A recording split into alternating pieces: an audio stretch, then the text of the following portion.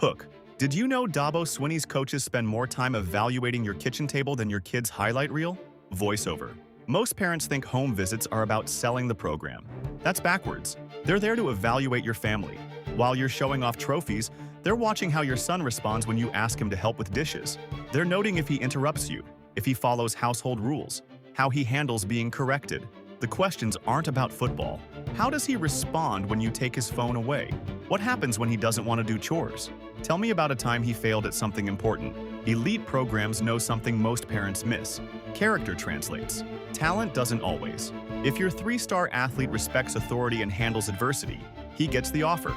If your 4-star athlete argues with mom during the visit, he doesn't. The evaluation started the moment they walked in your door. Your house is the real tryout.